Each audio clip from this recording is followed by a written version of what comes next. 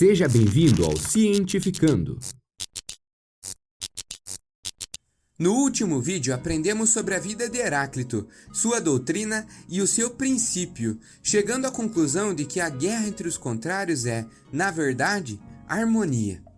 Agora, vamos nos aprofundar ainda mais no pensamento do filósofo. Precisamos lembrar que Heráclito faz parte do grupo dos filósofos da Físis, ou seja, ele tratava da cosmologia filosófica, relacionando a natureza ao verdadeiro arqué. E eu te pergunto, você consegue supor algum elemento que contém as características que o princípio de Heráclito contém? Vamos, pense. Algo que está sempre em movimento, algo que é, vejamos, uma vida que sobrevive da morte. Ainda não tem alguma hipótese? Bem, eu vou te contar. Heráclito identificou no fogo as características de seu princípio. Por quê? Bem, é justamente o que pontuamos agorinha há pouco. O fogo é um elemento que mais bem retrata um dinamismo universal. No final, é paz e harmonia. Ele é justamente a transição de morte em vida e de vida em morte, visto que, para sua existência, um combustível é continuadamente consumido e transformado em cinzas, em vapores. Fechando com chave de ouro, Heráclito ainda diz que o fogo é, em linhas gerais, incessante necessidade e saciedade. Tal fogo, isto é, Deus, isto é, a harmonia de contrários, é o que, enfim, governa todas as coisas. Aprofundando mais o raciocínio, pensemos o seguinte: e se o que vemos e sentimos é uma ilusão? Pois é, se ficarmos nos questionando, veremos que, de fato, a única verdade que podemos afirmar veementemente é a existência de nossa consciência. Tendo isso como premissa e fazendo uma analogia, o fogo que governa todas as coisas acaba por ser análogo à nossa própria mente ou, em termos mais específicos, à nossa razão, ao logos, a uma lei racional.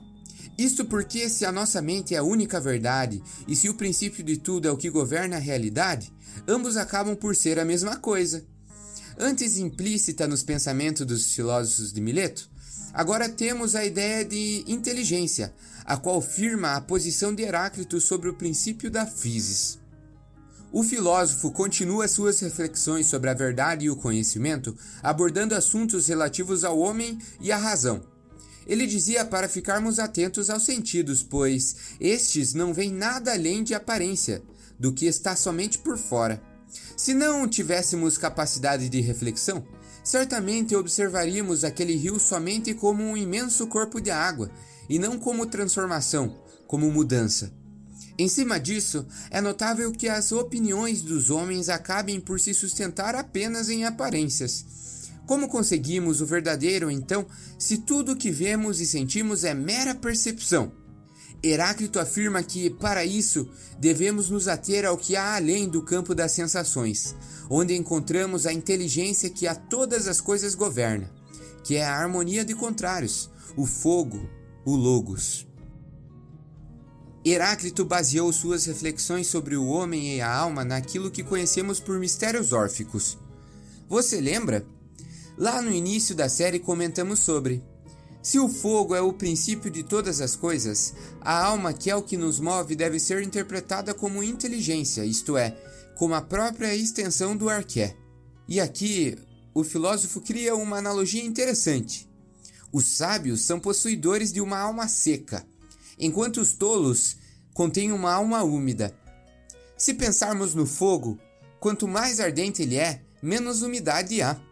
Assim, almas sábias possuem analogamente uma ardência, um calor, uma enorme inteligência.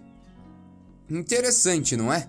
Sobre isso, Heráclito nos deixa uma bela reflexão. Os confins da alma não poderás jamais encontrar, por mais que percorras seus caminhos, tão profundo é o Logos. Bem, sabemos pelos mistérios órficos que o que retém a alma é o corpo.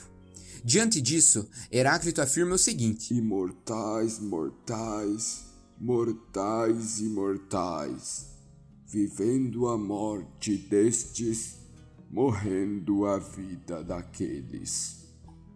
Destrinchando a frase, podemos entender que o corpo é aquilo que suga a vida da alma à medida que a aprisiona do infinito, enquanto a alma é aquilo que vive da morte do corpo, pois a cada dia está mais próxima da libertação. Adentrando um pouco mais o orfismo, o filósofo acreditava até que haveria prêmios e castigos no além, recuperando aquela ideia de purificação e expiação da alma. Aristóteles escreveu sobre o desenrolar da doutrina do Pantarrei pelos seguidores de Heráclito. Os céticos de plantão, aqueles que negam a possibilidade de se alcançar a verdade, concluíram que, se toda a realidade está em movimento e se sobre as coisas que mudam não se pode tirar verdades, então acaba por ser impossível encontrar uma verdade em nossa existência. Dessa convicção se derivou a mais radical das doutrinas, da qual Crátilo era partidário.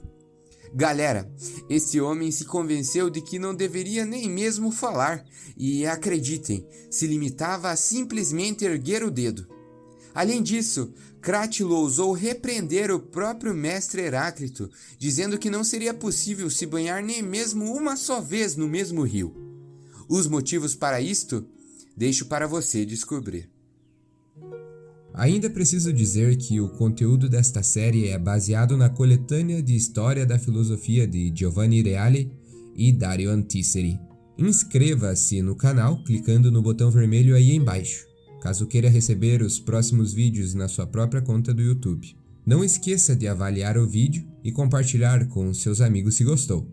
Pela ciência no seu cotidiano, até mais!